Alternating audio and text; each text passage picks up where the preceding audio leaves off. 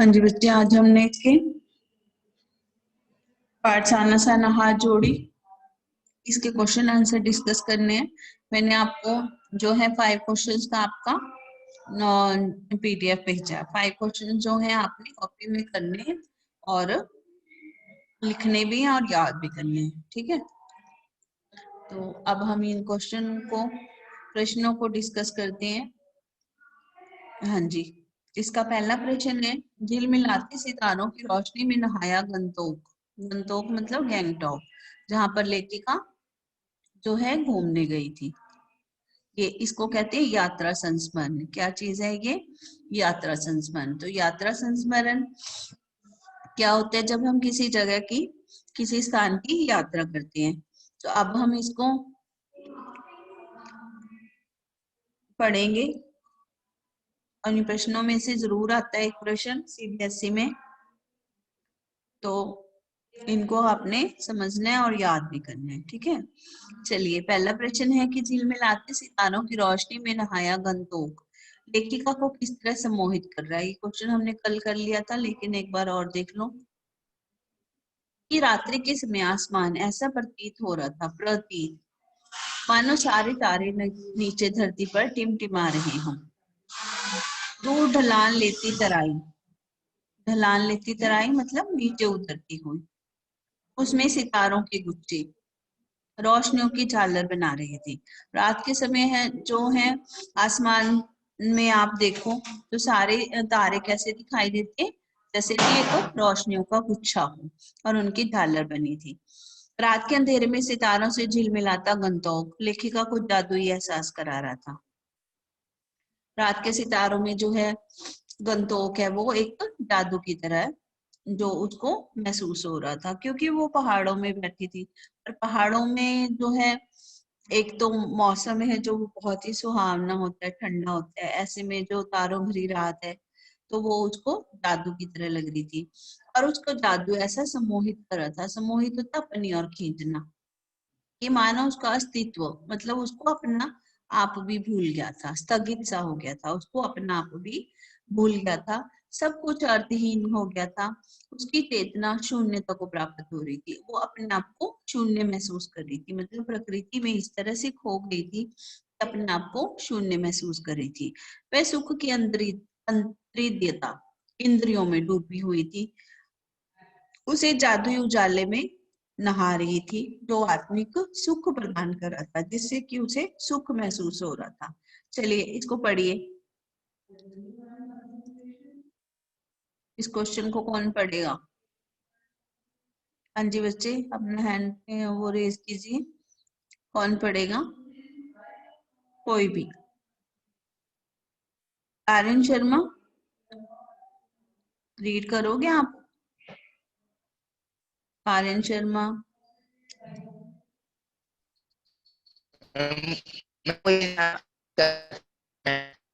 आपकी आवाज नहीं क्लियर। चलिए कीजिए, रीड कीजिए। झिलमिलाते सितारों की रोशनी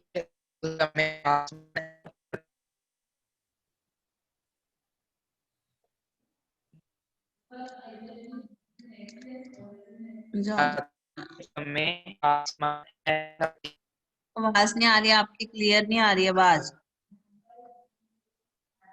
आपकी, आवाज नहीं क्लियर है। हाँ जी, दोबारा पढ़िए। रात्रि के समय आसमान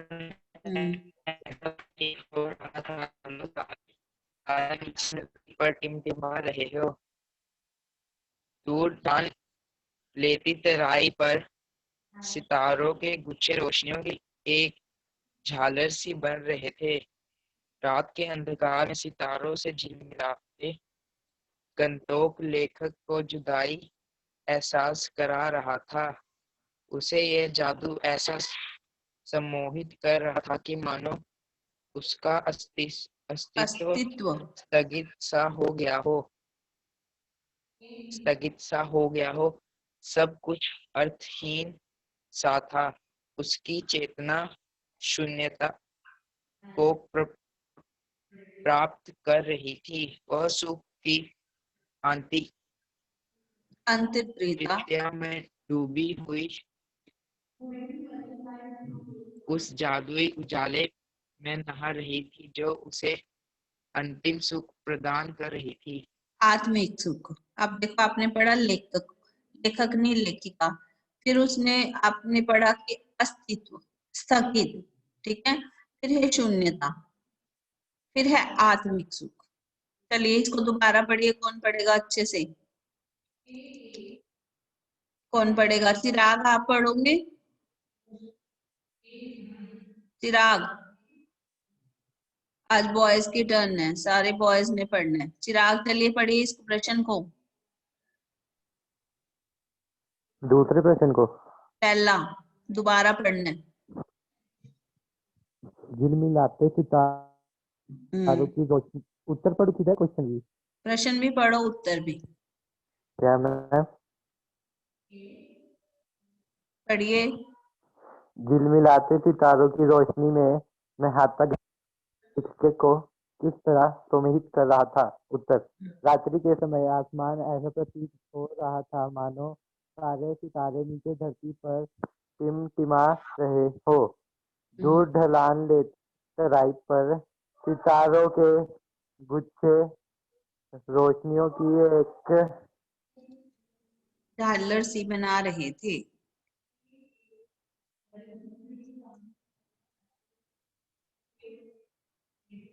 पढ़िए आगे। की मानो उसका अस्तित्व संता हो गया हो, सब कुछ अध्ययन सा था। उसकी चेतना शून्यता को प्रयास कर रही थी। वह सुख अंतर्जातों में डूबी हुई जादुई लाजों में नहा रही थी जो उसे आस्तिक सुख प्रदान कर रही थी।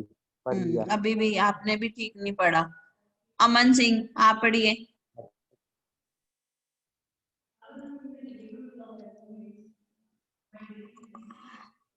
अमन,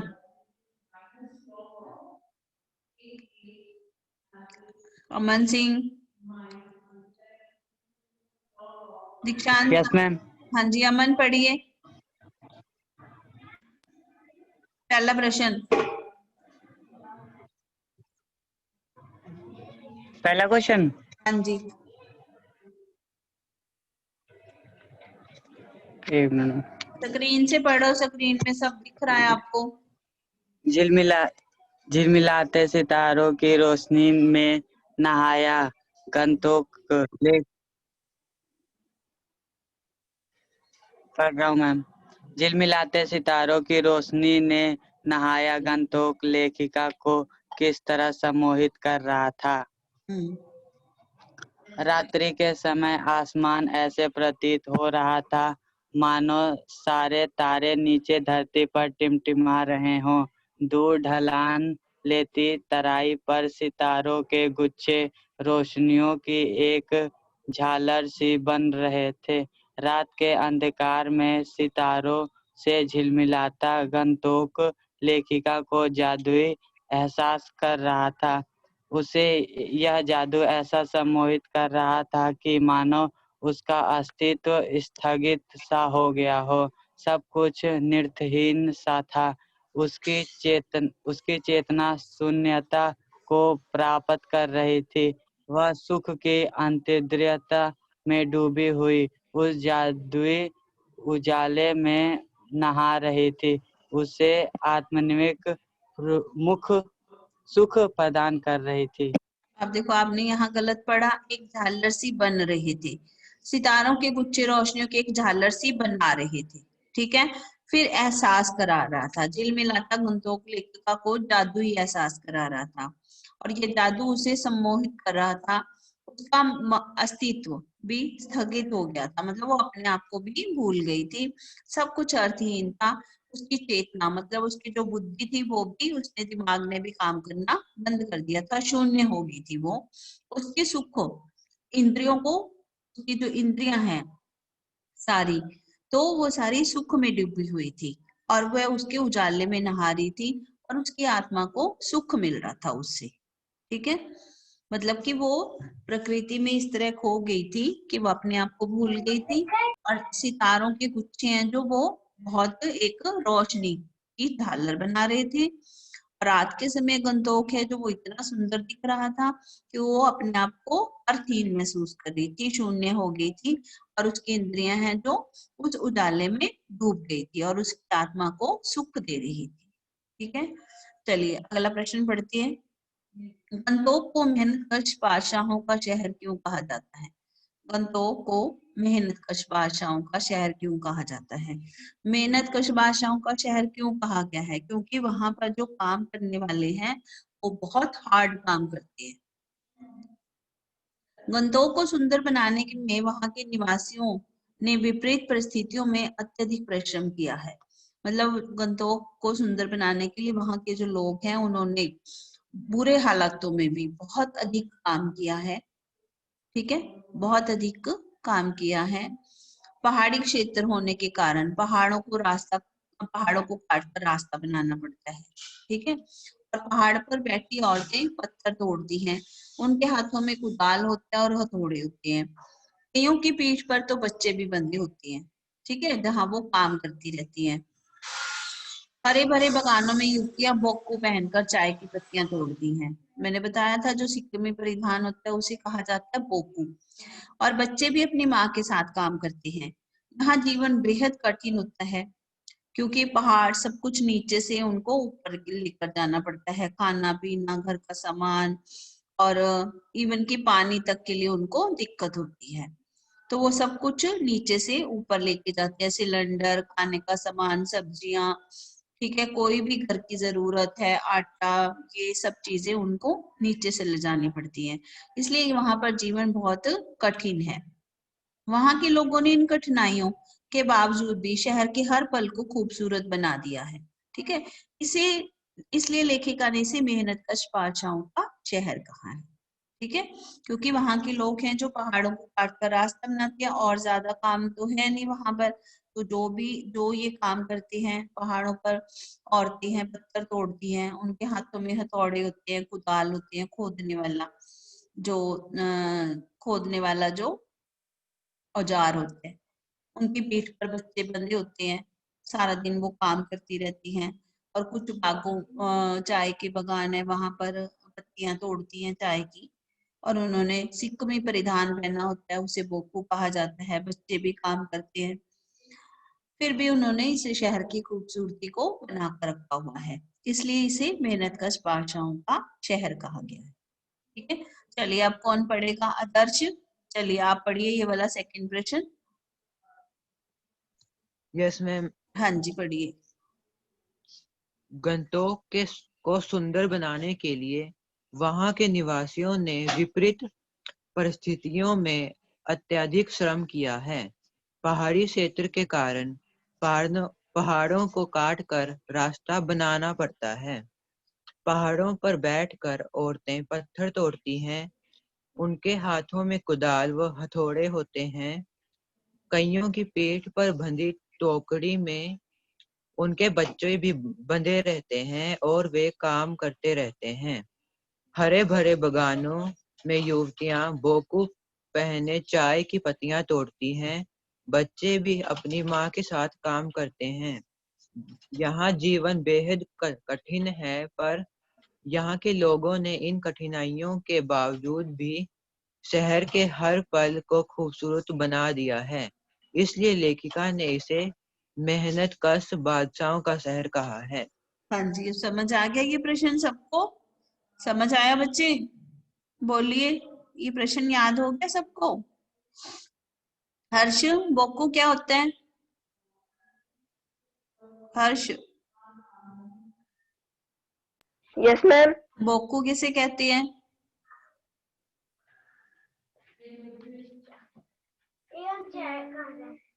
हाँ जी, बोकू किसे कहते हैं? कौन बताएगा? किसको पता है? हैंड रेज करो। किसको पता है बोकू किसे कहते हैं? करण सिंह, आपको पता है? No ma'am. आप आए नहीं क्लास में, ना आपने चैप्टर सुना। हर्ष आप तो आए थे, आपको नहीं पता क्या होता है बोकू? मैम मेरा डिस्कनेक्ट हो गया था, आवाज नहीं आ रही थी आपकी। गुरप्रीत सिंह आपको पता है बोकू क्या होता है? मैम सिक्किम में रहने वाले लोग। सिक्किम में रहने वाले लोग नहीं, सिक्किम में रहने वाले लोग, युवतियां, लड़कियां जो कपड़े पहनती हैं उसे कहते हैं बोकू। सिक्किम में रहने वाली जो लड़कियां हैं, औरतें हैं, वो जो ड्रेस पहनती हैं उसे कहते हैं बोकू। समझ आ गया आपको? सिक्किमी परिधान, सिक्किम में पहने जाने वाले कपड़े, लेडीज के कपड़े। आप समझ आ गया? हर्ष, हर्ष वर्मा। Yes ma'am. हाँ, क्या यस होता है? मैम आ गया। क्या होता है बोकू? सिक्किम में जो लड़कियां ड्रेस पहनती हैं उसको बोको बोलते हैं। हाँ, लेडीज पहनती हैं जो, और पत्तियां तोड़ती हैं जब, चाय की पत्तियां तोड़ती हैं, सिक्किमी परिधान को, परिधान होता है पहनने वाली ड्रेस। चलिए अगला प्रश्न पढ़ते हैं अब। कभी श्वेत तो कभी रंगीन, क्या है? कभी श्वेत तो कभी रंगीन पताकाएं फहराना, ये प्रश्न है। कभी श्वेत तो कभी रंगीन पताकाओं का फहराना किन अलग अलग अवसरों की ओर संकेत करता है? सफेद बौद्ध पताकाएं, पताकाएं क्या होती हैं? कौन बताएगा? किसी को पता है? पताका किसे कहते हैं? दीक्षांत,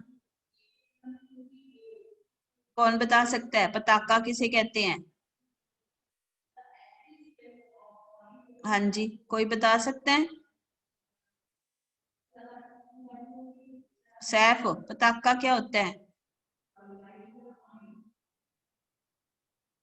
किसी को पता है? हाँ जी, कोई भी, गर्ल्स आप बता दो, किसी को पता है पताका किसे कहते हैं? बोलिए बच्चे, किसी को नहीं पता? पताका बोलते हैं झंडे को। किसको कहते हैं? झंडे। जैसे झंडे लगे होते हैं ना, हमारा जो क्या नाम है, युद्ध में लगे होते हैं झंडे, या हमारा राष्ट्रीय ध्वज है, तो उसको क्या कहते हैं? पताका भी कहते हैं। ठीक है। सफेद बौद्ध पताकाएं, सफेद रंग के झंडे शांति और अहिंसा के प्रतीक हैं। बौद्ध मतलब बुद्ध धर्म को मानने वाले जो लोग हैं उनकी पताकाएं शांति और अहिंसा का प्रतीक है। इन पर मंत्र लिखे होते हैं। सफेद पताकाओं पर क्या होता है? ये शांति की प्रतीक होती है, और इन पर मंत्र लिखे होते हैं। यदि किसी बुद्धिस्ट की मृत्यु हो जाती है, बुद्धिस्ट मतलब बुद्धों के गुरु, उनकी मृत्यु हो जाती है, तो उसकी आत्मा की शांति के लिए 108 श्वेत पताकाएं लगाई जाती हैं। 108 झंडे लगाए जाते हैं उनकी आत्मा की शांति के लिए। ठीक है। बुद्ध धर्म में, बुद्ध धर्म के जो लोग हैं, जब उनके गुरु की मृत्यु हो जाती है, तो उसकी मृत्यु की जो है आत्मा की शांति के लिए 108 श्वेत पताकाएं लगाते हैं। कई बार किसी नए कार्य के अवसर पर जो है, नए कार्य के आरंभ में रंगीन पताकाएं लगाई जाती हैं। नए कार्य के शुरू में रंगीन पताकाएं लगाई जाती हैं। ये पताकाएं शोक जो है वह नए कार्य के शुभारंभ की ओर संकेत करती हैं। इसका क्या मतलब है? कि ये रंगीन पताकाएं होती हैं जो किसी नए काम के शुभारंभ के लिए जो है लगाई जाती है। श्वेत पताकाएं लगाई जाती हैं जब किसी बुद्धिस्ट की मृत्यु हो जाती है। ठीक है। बुद्ध के जो गुरु हैं उनकी मृत्यु हो जाती है, तो लगाई जाती हैं श्वेत पताकाएं। कितनी लगाई जाती हैं? अभी ना, कितनी पताकाएं लगाई जाती हैं? हाँ जी, बोलिए, कितनी पताकाएं लगाई जाती हैं? सफेद।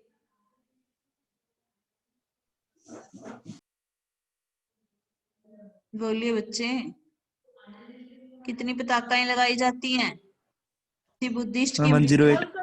हाँ जी, 108। कितनी लगाई जाती हैं? 108। 108 पताकाएं। जब किसी बुद्धिस्ट की मृत्यु हो जाती है तो सफेद रंग की 108 पताकाएं लगाई जाती हैं। ठीक है। और जब किसी नए कार्य का शुभारंभ होता है, जब कोई नया काम शुरू करना होता है, तो कौन से रंग की पताकाएं लगाई जाती हैं? दीक्षांत। हाँ जी दीक्षांत, बोलिए, कौन सी पताकाएं लगाई जाती हैं जब किसी शुभ काम को शुरू करना होता है? या कोई नया काम शुरू करना होता है? बोलिए।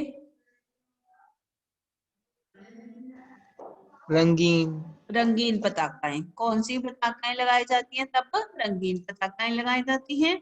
तब कोई नया काम आरंभ करना होता है, ठीक है, कोई शुभ काम करना होता है तो रंगीन पताका लगाई जाती है।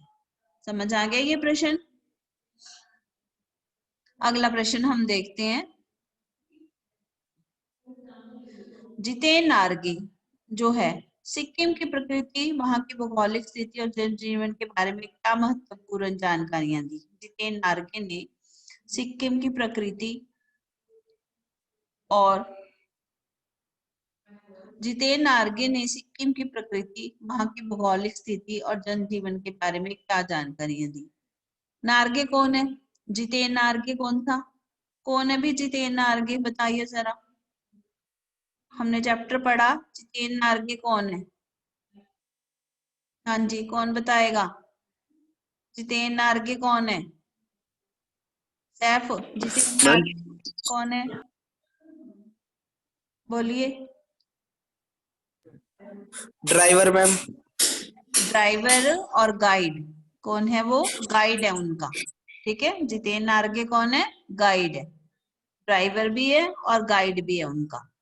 जितेन नारगे ने लेखिका को सिक्किम की प्रकृति, वहां का भौगोलिक स्थिति, वहां का मौसम और वहां का जनजीवन के बारे में क्या क्या जानकारियां दी, क्या क्या बताया, ठीक है। अब जितेन ने लेखिका को सिक्किम की प्रकृति, वहां की भौगोलिक स्थिति और जनजीवन के बारे में क्या क्या बताया।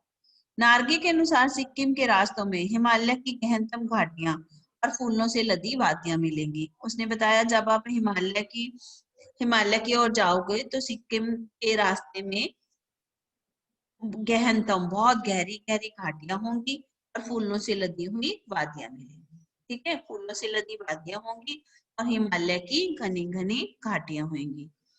घाटियों का सौंदर्य देखते ही बनता है। घाटियों की जो सुंदरता है वो देखते ही बनती है, मतलब घाटियों की सुंदरता बहुत ज्यादा है। और नारगे ने बताया कि वहां की खूबसूरती की तुलना स्विट्जरलैंड से हुई है। किससे हुई है? वहां की प्रकृति की तुलना, जैसा कि स्विट्जरलैंड खूबसूरत है वैसा ही है, ठीक है, वैसा ही जो है हिमालय है, इतना सुंदर है। फिर कहता है कि नारगे के अनुसार पहाड़ी रास्तों पर फहराई गई पताकाएं किसी बुद्धिस्ट की मृत्यु व नए कार्य की शुरुआत की प्रतीक है। जो पताकाएं लगी होती हैं तो उसका मतलब होता है या तो किसी बुद्धिस्ट की मृत्यु हुई है अगर सफेद पताकाएं लगी हैं, या फिर कोई नया काम शुरू हुआ है, ठीक है, मतलब कोई शादी ब्याह उत्सव हो रहा है। इनका रंग श्वेत व रंग बिरंगा होता है। श्वेत मतलब सफेद होता है और रंग बिरंगा होता है शुभ काम के लिए।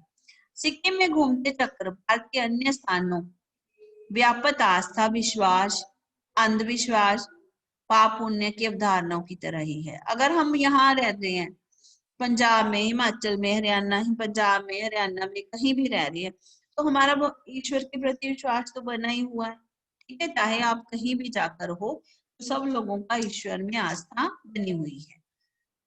चाहे पहाड़ों में रहते हैं लोग, चाहे समतल में रहते हैं, चाहे कहीं भी रहते हैं, किसी भी कोने में रहते हैं भारत के, तो ईश्वर के प्रति आस्था है, जो विश्वास है और अंधविश्वास है, सब लोगों का एक जैसा ही है, ठीक है।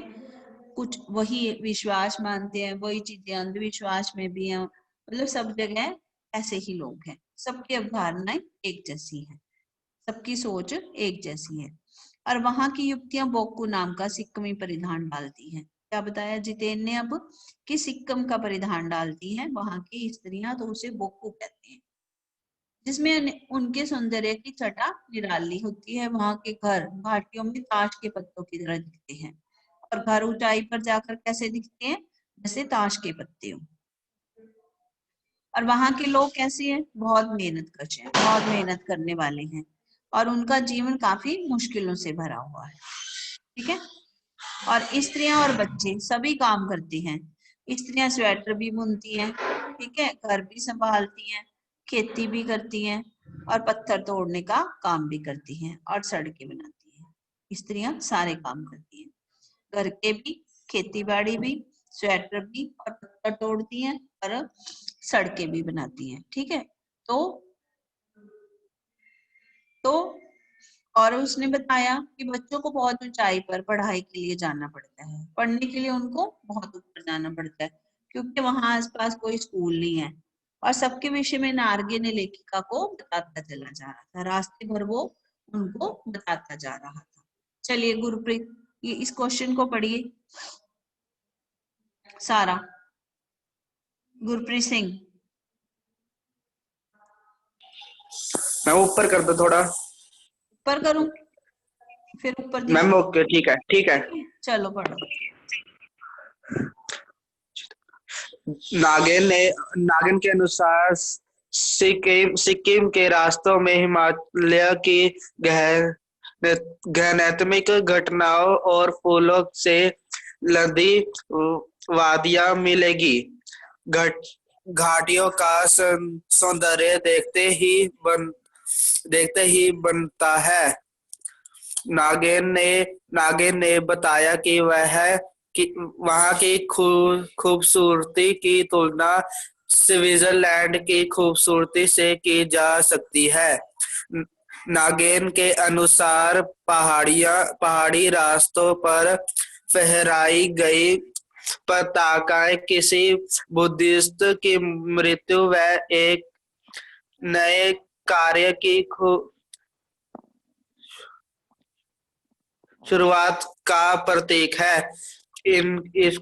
इनका रंग बिरंगे होते हैं। सिक्किम में घूमते चक्र भारत के अन्य स्थानों व्यापार आस्था विश्वास अंधविश्वास पाप पुण्य की आवश्यकताओं की तरह ही है। वहां की युवतियां बोकू नाम का सिक्किम का परिधान उड़ालती है, जिसमें उसके सौंदर्य की छटा निराली होती है। वहां के घर घाटियों में ताश के पत्तों की तरह खिलरे होते हैं। वहां के लोग मेहनतकश होते हैं। उनका जीवन काफी मुश्किलों से भरा है। क्षत्रिय व बच्चे सब काम करते हैं। क्षत्रिय स्वेटर बुनती है, घर संभालती है, खेती करती है, पत्थर तोड़ते पर सड़कें बनाती है, चाय की पत्तियां चुनने बाग में जाती है, बच्चे पानी भरते हैं और जानवर चराते हैं। बच्चों को बहुत ऊंचाई पर पढ़ाई में लिए जाना पड़ता है, क्योंकि दूर दूर तक कोई स्कूल नहीं है।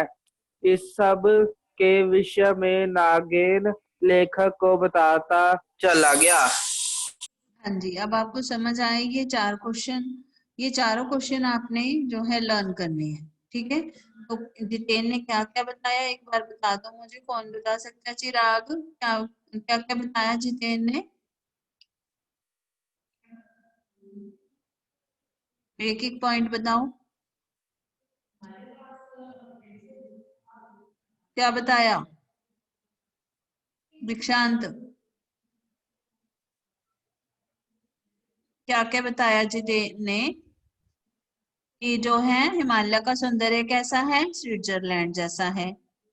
और वहां पर पताकाएं लगाई जाती हैं, सफेद और रंग बिरंगी। सफेद जब किसी बुद्धिस्ट की मृत्यु होती है, और रंगीन जब कोई शुभ कार्य होता है। और सिक्किम में घूमते चक्र, जैसे चक्र को घुमाओ तो कहते हैं ना, हमारा जो है पाप कट जाता है। जैसे हम मंदिर में जाके घंटियां बजाते हैं, हाथ जोड़ते हैं, तो हम कहते हैं भगवान के आगे हम हाथ जोड़ेंगे, उनका नाम लेंगे तो हमारे पाप कट जाएंगे।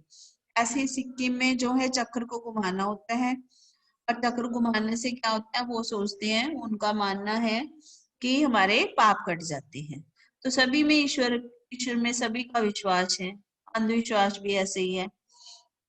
पाप और पुण्य सभी कुछ सब लोग मानते हैं, चाहे वो सिक्किम में है चाहे वो भारत में है। और जब वहां की युवतियां जो वस्त्र पहनती हैं उसे बोक्कू कहते हैं, ठीक है। और उनके घर कैसे लगते हैं, ताश के पत्तों की तरह।